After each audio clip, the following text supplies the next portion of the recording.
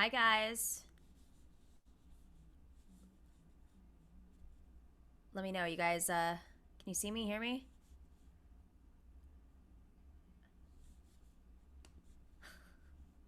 It's weird. I'm getting some playback. All right. You are first, Sam. I'm going to give it a second because I'm using this new system in which I just got an ad of Joe Biden before I went live. Hi, everybody. I hope you're doing well tonight. I wanted, you know, I've done a lot of commentary in the last few days on Senator Kamala Harris being added to the ticket, and I don't think it was necessarily a surprise to many folks. In fact, I even think there was a little bit of a dog and pony show in terms of having all of these other candidates put forth and having them all vie for the support of Joe Biden. It's a little bit of a power grab, right? This is how power works. Come kiss my ring, try to cut deals, and I think with the case of Senator Warren, it may have neutralized her against and even become a weapon against Bernie Sanders. I don't necessarily believe that Elizabeth Warren stole votes from Bernie Sanders. I think Joe Biden and Bernie were fighting over the same votes, but it was not a fun lane to be competing in terms of the progressive lane. And so I just want to re-up. Warren had a lot of the wealthier Hillary supporters that may have seemed to think that they were more progressive. And so I am not in the camp that Warren stopped Bernie. But I think was fascinating to see is how she didn't support Bernie. And that would have been very helpful at the end. Her support of Bernie, I think, was clouded with some sort of idea that she thought she was actually going to have a shot at vice president. And the more I read, the more I learn, the more I think about it and look back at the details.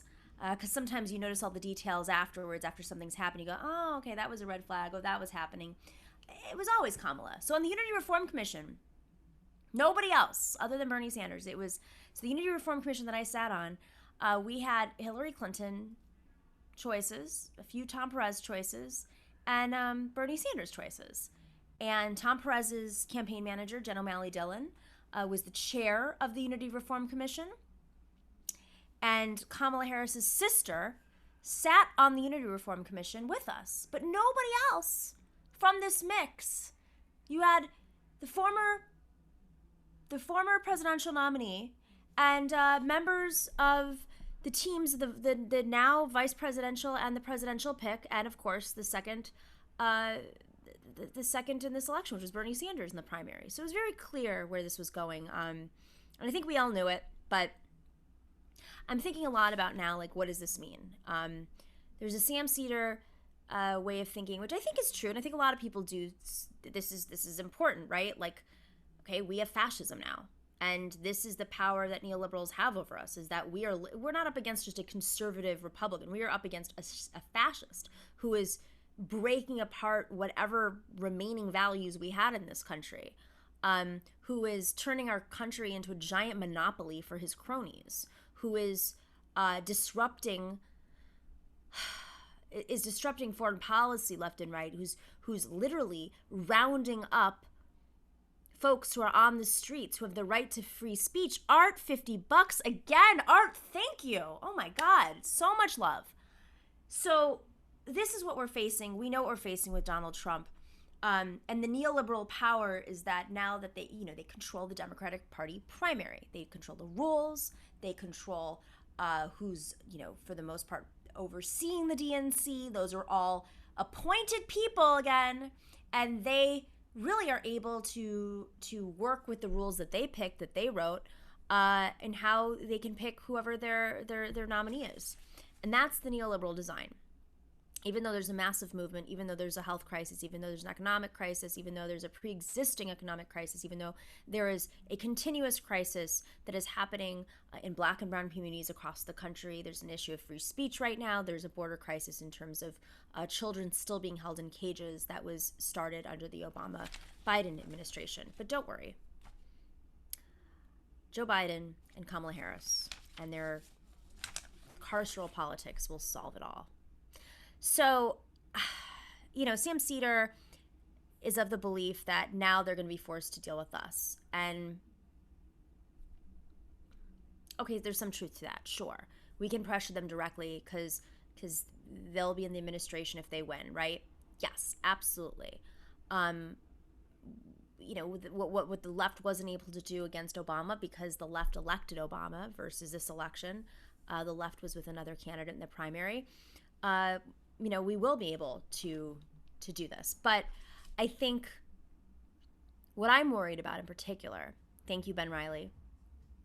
What I'm incredibly worried about right now is Kamala Harris is young and she could potentially be in office. She could assume the presidency and she could be in office for 12 years, potentially.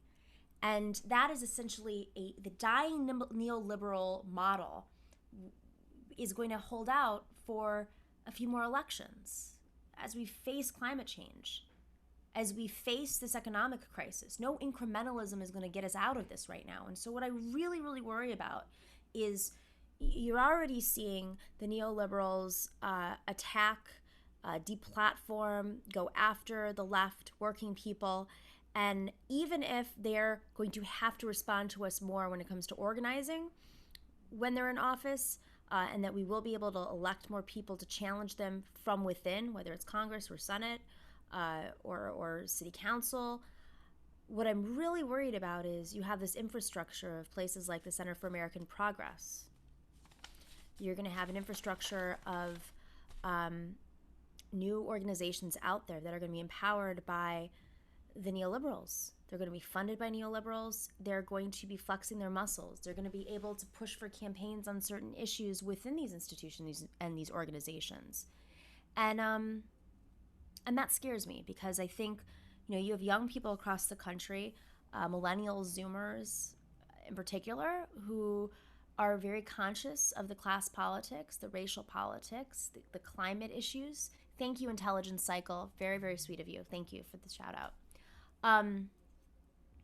And I just worry that these institutions are going to feel emboldened. They're going to be empowered to clamp down and take on the working class movement. We've seen this before in history. We saw it in Latin America. Speaking of Michael Brooks, shout out to Michael Brooks. It's his birthday today.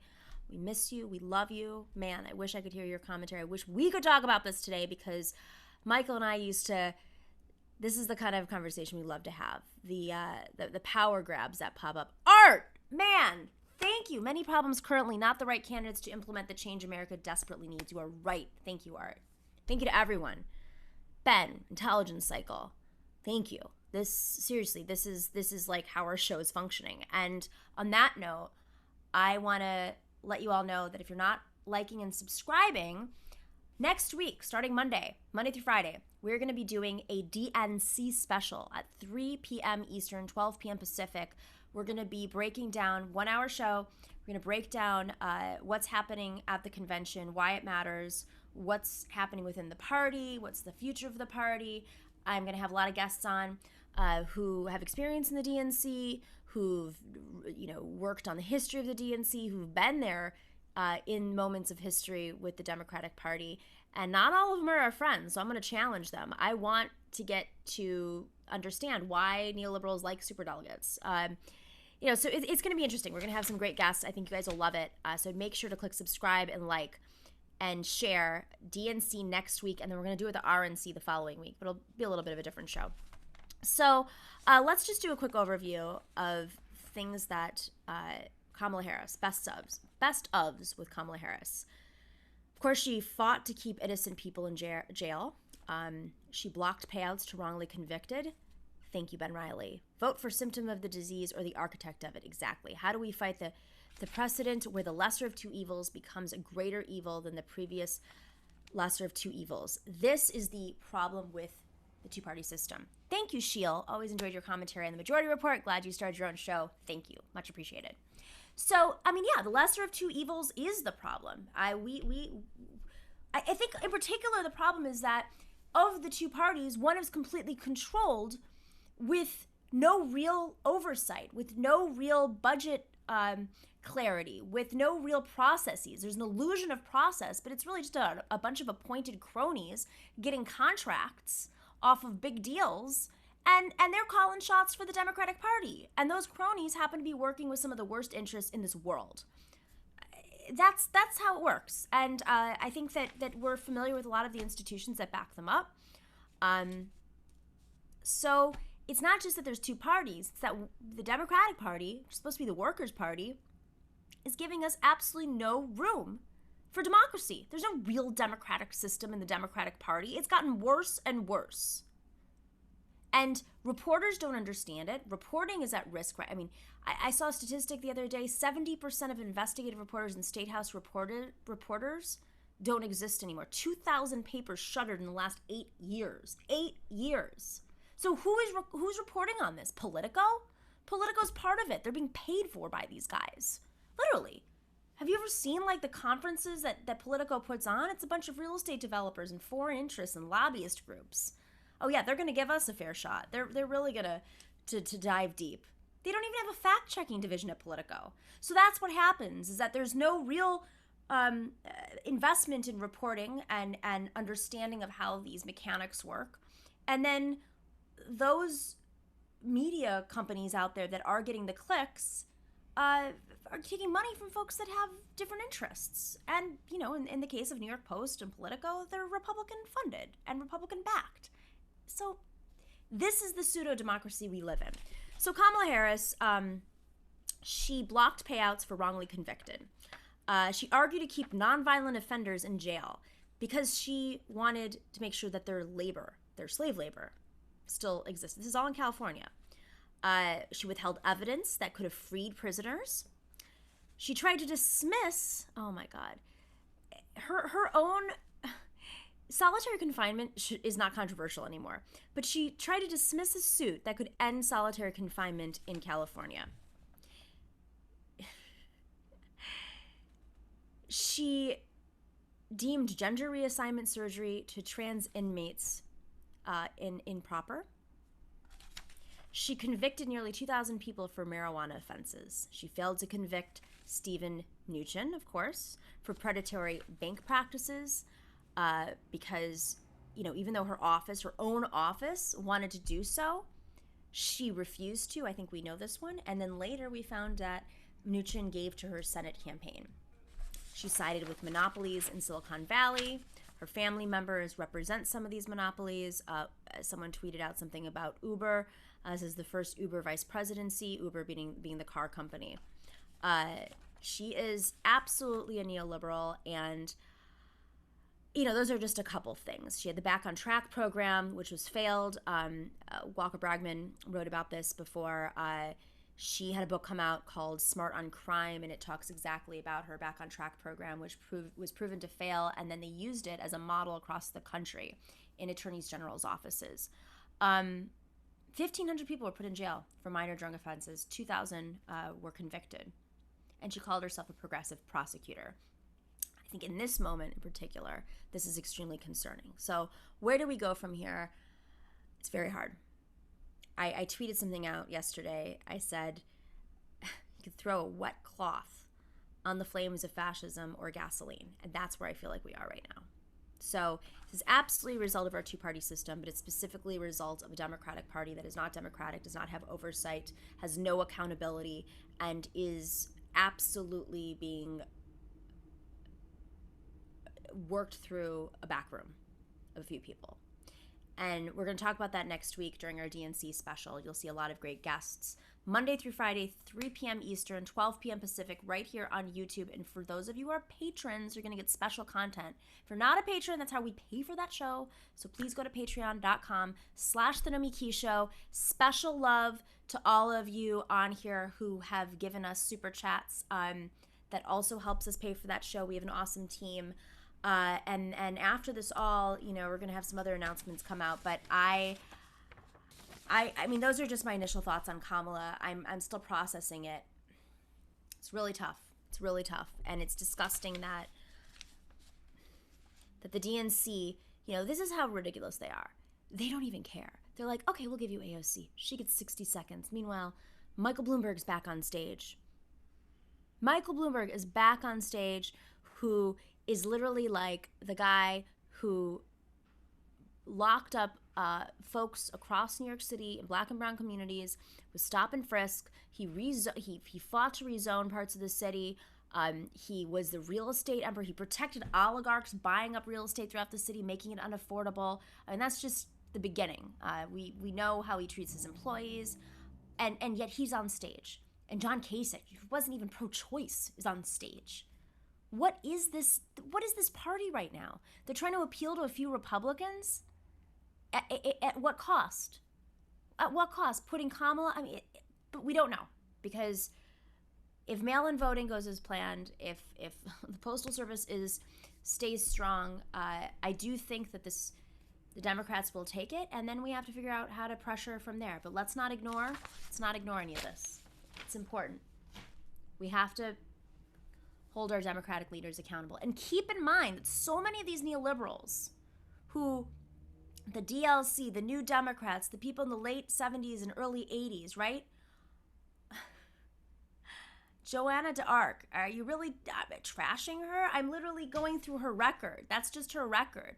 I'm sitting here trying to think of how working people across the country, how black and brown communities are going to hold the Democrats accountable, because you can't just ignore what's happening in your community because you want to defeat Trump. Two things can happen at the same time. You can hold two truths at the same time, as Michael Brooks used to say. We are complicated people, but we should not, by any means, surrender the fights that we need to have to survive right now, because we should just say, oh no, we need to defeat Trump. You can do two things at the same time. Trump, trust me, nothing we say is going to be more hurtful than what Trump says. They're fighting over a different demographic. We are fighting over the future of the Democratic Party, the future of this country. Trump Republicans and neoliberals are on their way out. It is a generation that's done.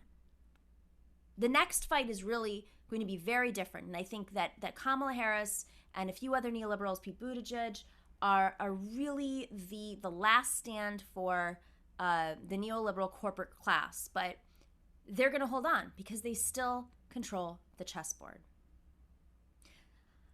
All right, guys, I appreciate you. I just wanted to give you a little bit of an update. We'll be talking more next week, Monday through Friday, DNC show. I promise you it's going to be so good. I was looking at the guest list. It's fantastic to see who's going to show up. We're going to make it spicy. We're going to have long interviews. We're going to talk about DNC history and party history and rat fracking. I don't think I can say that anymore on YouTube, but we're gonna. I don't know if there's gonna be another place that has this type of DNC I mean, listen, like, you ask for DNC stuff, I deliver, even though I'm really sick of it. All right, if you're not a patron, go to patreon.com/The Nomi Keys Show. Also, we have swag. Go to thenomikeyshow.com. Lots of swag. It's ready to go. And we're supposed to be selling them at live events, but live events just don't happen anymore. So go to thenomikeyshow.com. Much love to you all. See you on Monday. All right, thanks, guys, and special thanks to everybody who gave us some super chat money. That was very sweet. That goes a long way, trust me. All right, take care, everyone.